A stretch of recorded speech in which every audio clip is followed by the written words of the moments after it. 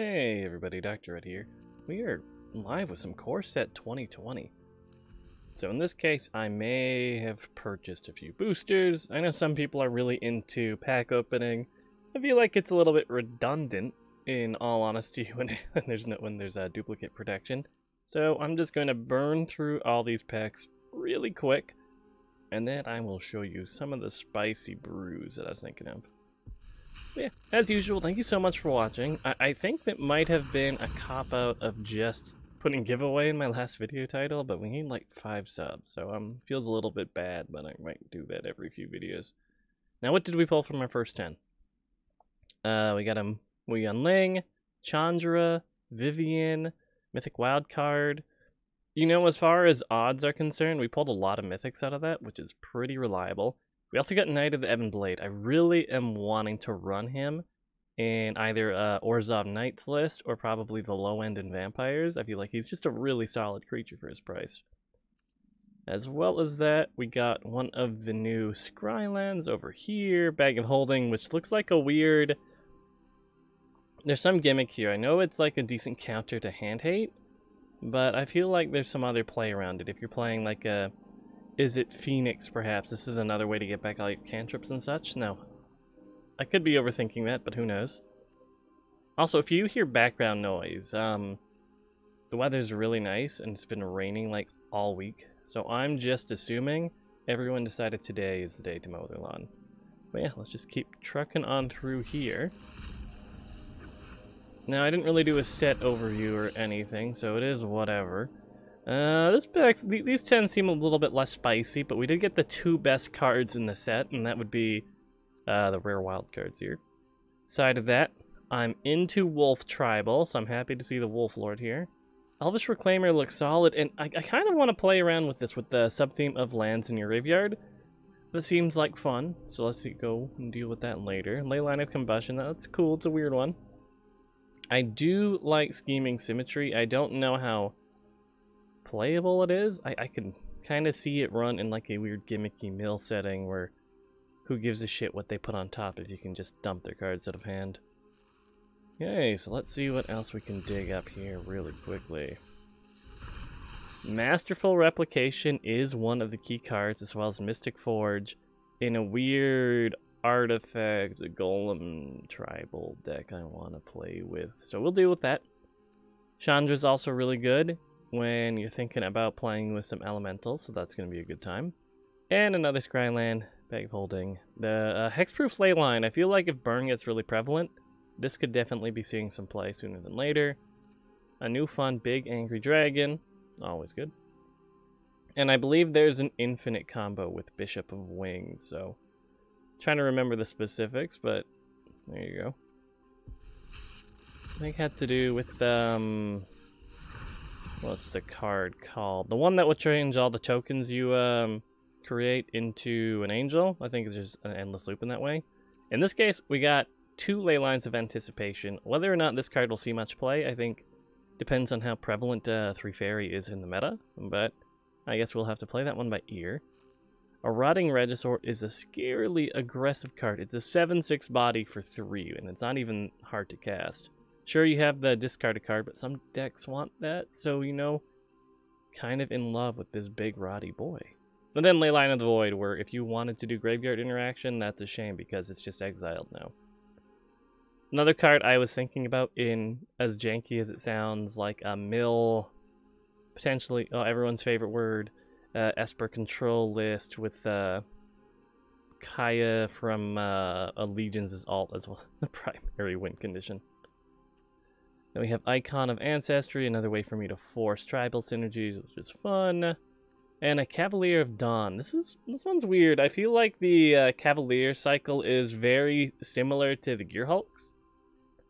But so far, I don't know, everything just seems a lot less impressive. I don't think they wanted to have a broken cycle of Elemental Knights. Whether or not they'll see play in any of the Elemental lists, I don't know. The casting cost seems a little bit absurd, and if you're running, what was the color combo? I know Gruul's the obvious one. I think that people are trying to get potentially a Tamir list going. When you're splitting yourself 3 colors, might be a bit hard. And Voracious Hydra. Cool big Hydra boy. Neat. Dive into the next gen. Best card in the game. Awesome. Ley Line of Combustion. Ghost Pilgrim. Etc. Etc. Just weird jank. Yarok the Desecrated. In this case, if a permanent entering triggers an ability, it basically will happen an additional time. There's ways to cheat out multiple Yaroks and get rid of the legendary tag just to get that popping again and again and again, but I haven't put too much effort into brewing for him, so he just seems weird to me. Flood of Tears, just an expensive bounce, and then if you are also shoving all your own garbage back into hand, you can just slam one of those back down for free, so it's a good way to reset the board in your favor. More Graveyard Hate. I think Atemsis is the only, I could be mistaken here, the only alternate win condition in the set. With their draw 2 cards, discard, and whenever it deals damage to an opponent, reveal your hand. Cards at least 6 different CMC are revealed this way. That player loses the game. Seems very hard to pull off, but if you're playing some control list and then you pop the Finale of Revelation and fill your hands with like 18 cards or some bullshit, and I can see it happening once or twice. Cool big boy Hydra Man. Real big. For a very aggressively costed body, it's an 8/7 for 6. All your other Hydras are much cheaper now, which is always good. Hydra Tribal is a thing. Whether or not it is that great, well, I'll have to play around with it at some point. What do we have here? The Ajani Pride Mate. I know they're trying to push some life gain mechanics this set, so that'll be fun. Another Mystic Forge, another Knight. Planar Cleansing, it seems very expensive, but the fact that it doesn't miss anything except lands is pretty crazy. Just the 6 CMC is a little bit insane, TBH. Dread Presence is weird. I feel like there is some weird janky shit you can do with this guy. Way over my head. If I could do weird spicy brews, well, maybe. But I'll let someone else like Ali and Trazi figure that one out. Loxodon, Life Chanter, same thing goes. It's more life gain synergies, all that fun stuff. Temple of Triumph, then Boros Scryland. Let's see, when your next Justin spellcaster activates, blah blah blah blah blah. Okay, it's a copy effect. Essentially, with some extra text for some other features. Now what do we have here? I clicked through it, so you know what, it's gone. Didn't look too spicy though, so let's just go on. Steel Overseer is a card I'm hoping I don't have to craft too many of. It's a 1/1 artifact creature construct for 1, or for 2. With the tap effect, put a 1/1 counter on each artifact creature you control. As you can see, if you're going wide with Sahili tokens, with Old Karn, anything that is shitting out a bunch of little 1/1 dorks, Steel Overseer is fantastic, because turn after you play him, tap 1/1 counter on everything. Anything that was a 1/1, a 2/2, blah blah blah, you have an idea how that works. If you have any untap effects, same thing goes. You can tap it, untap, I forgot the name, but it's the key of something or other that you can pay 1 to untap, retap, etc. Rare wild card. I'm trying to think if anything here is new that we haven't seen. Probably the Glint Horn Buccaneer. It is a 2/4 with haste for 3. Whenever you discard a card, you can deal 1 damage to each opponent, and you can spend 2 as a repeatable discard effect. So whenever and only when it's attacking. So in this case, you can't do it on opponent's end step, fix your hand, etc., etc. But when this bucko is swinging on in, you can just, as long as you have mana, fix your hand. And let's see, what else? Have we seen Marauding Raptor or not? Okay, this is playing more with dinosaurs because it can trigger their card draw, can trigger Polyraptor, all that fun stuff. Okay, so you know what? We ate through these packs pretty quick, but I guess that's what happens when you hit the open 10 packs button. Another Knight of the Legion, Chandra Awakened Inferno, Temple of Mystery, Second Steel Overseer, and Masterful Replication. Easy in this pack. Now imagine your board is full. Blah blah blah, nothing's happened. You can do your tap effect at instant speed. You're a little bit wide, but this 1/1 counter isn't doing much for you. At instant speed, all your artifacts can become a copy of Steel Overseer. tap them all, do all your bullshit. Suddenly it's your turn. You have a bunch of 8/8s on the field. Probably maybe going to win the game. Same thing goes. All your artifacts are about to die to a generalized sweeper effect. If you have treasures out or some other janky artifacts that are not creatures, they all become that. Hopefully it's not legendary for you. But in a weird way, it's protection for your artifacts. In a weird, janky, not great way. Okay, the game I feel like is definitely pushing me towards brewing my Orzhov Knights list, which is cool. I don't recall if we've seen a Leyline of Abundance, but it is basically just what green needed, more ramp. So let's just say, the way it works is whenever you tap a creature for mana, you add an additional forest. So you have this in your opening hand, you just slam that out for free. You play your forest, turn 1 Llanowar. That Llanowar is now going to be tapping for 2 mana.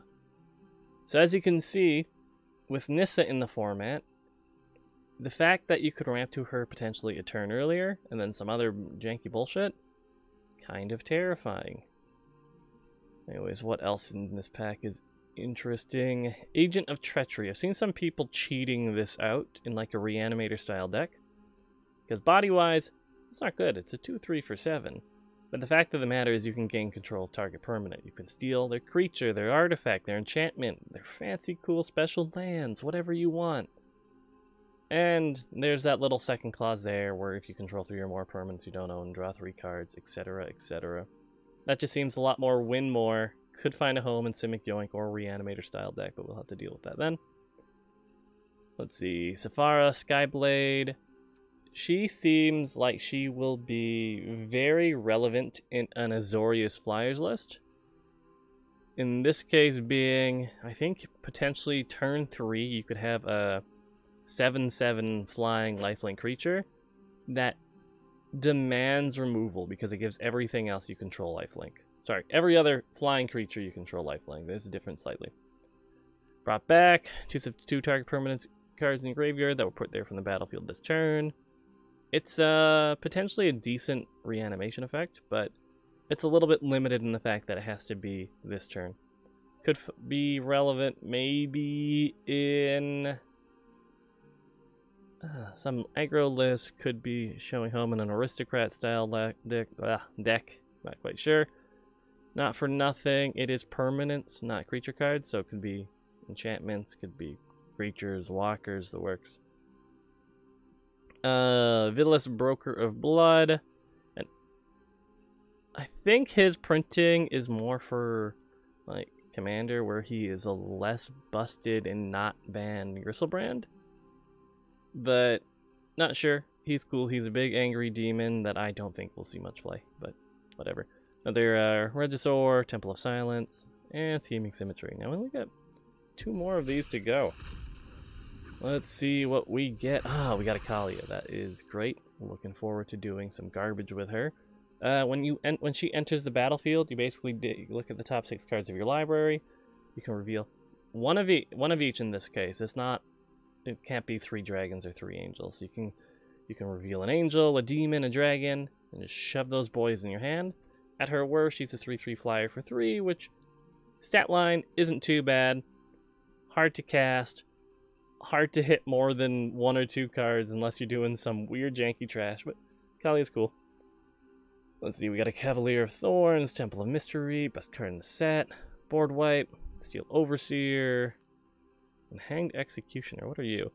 It's a 1/1 flyer for 3, enters create a 1/1 spirit token with flying, and you can exile it for 4 to exile target creature. Okay, it's very expensive removal, perhaps. There's some flying synergy. There's some. I know some people are trying to force spirits. I think there might even be Spirit Lord in Standard right now. Not quite positive there. Let's see. In our last packs, what do we got here? Mystic Forge, another Chandra, Thunderkin Awakener. It is a 1/2 hasty boy, elemental shaman. Whenever it attacks, choose an elemental creature card in your graveyard with toughness less than the Awakener's toughness. Return it to the battlefield attacking, sack it at the beginning of the next end step. Fair enough. And Chandra's Regulators. Chandra Tribal might be a thing. I don't think it'll be a good thing, but it'll be a fun thing. Basically gives you the option to use Chandra's loyalty abilities multiple times. As well as discard mountain or red card, draw card, which if you're running a bunch of Chandras, you're probably going to have a lot of those.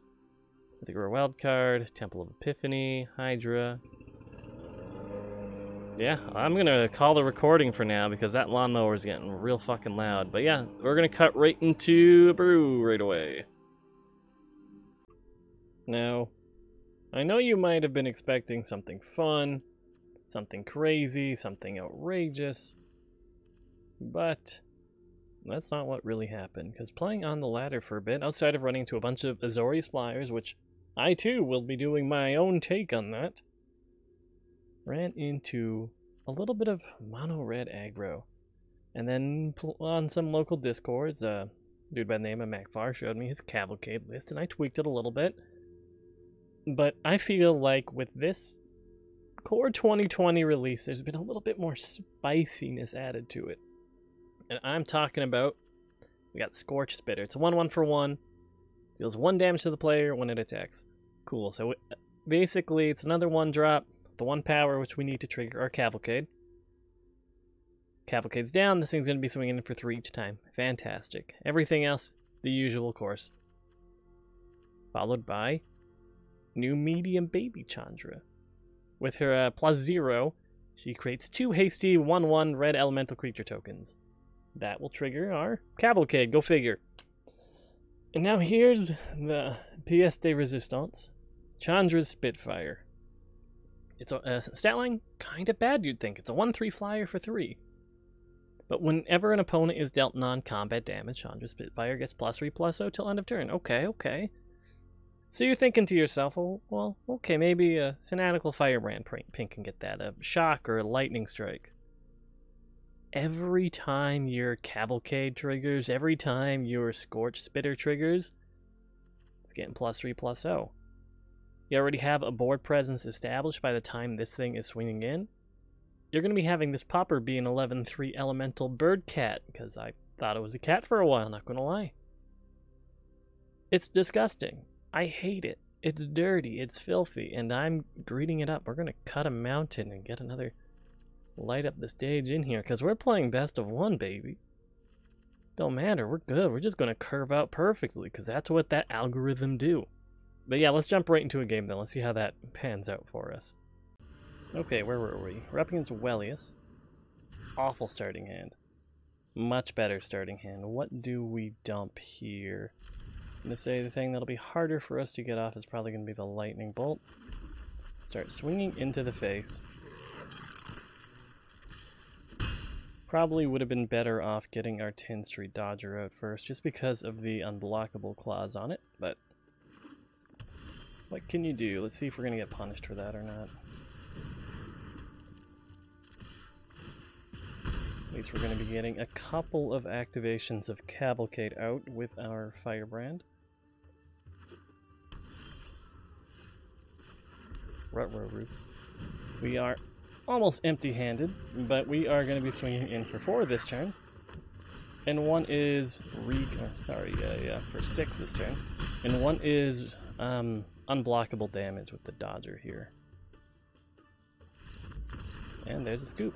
Yeah, sometimes the opponent just doesn't have an answer, so we're able just to swing on in for the win. Cool. Okay, so we're going up against Viz Major 89. And right now, as scummy as it is the perfect time to play an aggro list. Everyone is going to be brewing. They're going to be trying to get something going that'll have some weird janky combo, something that plays with new elementals or puppies, probably something on the slower side of things. You're going to be seeing, generally speaking, a lot fewer people who will have an answer to aggro up the start. Let's just go into another game. Okay, so now we're going up against Adare. And the downside so far is our games have been going by way too quick. I don't keep one-landers, sorry. Especially bad ones like that. This I'm fine to keep, though. Now what do we get rid of? Skewer is a little bit hard to trigger. I say that with 10 Street Dodgers in hand, but at least Lightning Strike, can and always will be 2 mana. But we haven't had the nice fun curve that is curving out into a lovely multiply procced Chandra Spitfire, which is a bummer. That's kind of what I want to make happen. That we kill this turn. God, Arena. Come on, Arena Client. I believe in you. You can stop this stuttery mess. A little explore package. Who plays that? Another 4 damage in this turn. And we are now empty-handed. If they do slam another wild growth, though, at least we can remove it. And the scoop. Alright, let's get a real game, please. Come on, let me do my Spitfire. Okay, we're in a game against Z-Man, and we are hoping this time to ideally get that Spitfire combo off.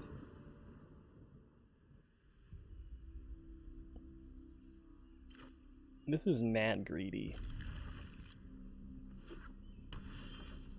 This is dependent on so many things going right.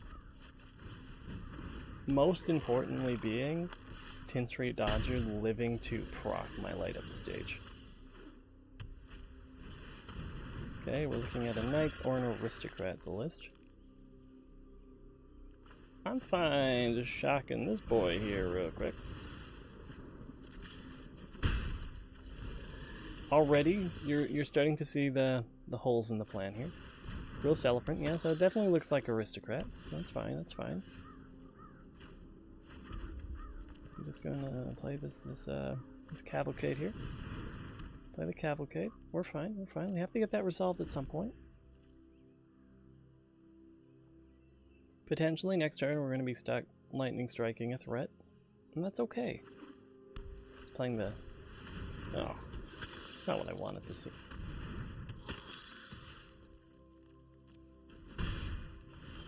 You fucking kidding me right now? This is what I have to deal with? This is what I have to deal with. That's fine, buddy. You do you. Till you can start sacrificing things, your cruel celebrants can keep on celebranting.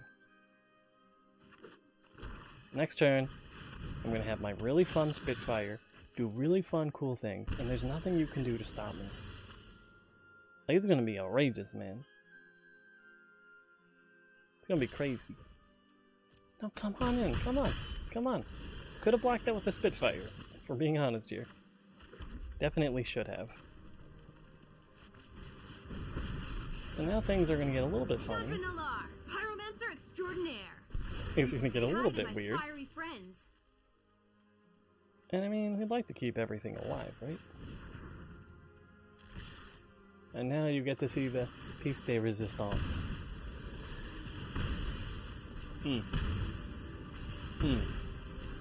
Ah, delicious. A 13-3 Chandra Spitfire. Opponent appreciates that. I approve of the clapback, man. There we go, that's it, I did it. That's the game I wanted to show you. I wanted to show you a 13-3 Spitfire. Swinging it on in. It's just delicious, I love it. Well, that's going to be the end of the video, especially with the pack opening as quickly as we went through that. I'm going to call it. Of course, thanks so much for watching. Again, 100 subs, we're doing a giveaway. Just a small one, just a cool little fun Steam game. But you got to be subbed. Once we hit 100, we'll go into more details. But yeah, Dr. It, thanks for watching. Liked if you like it, don't if you didn't, and I'll catch y'all next time. Bye for now, everybody.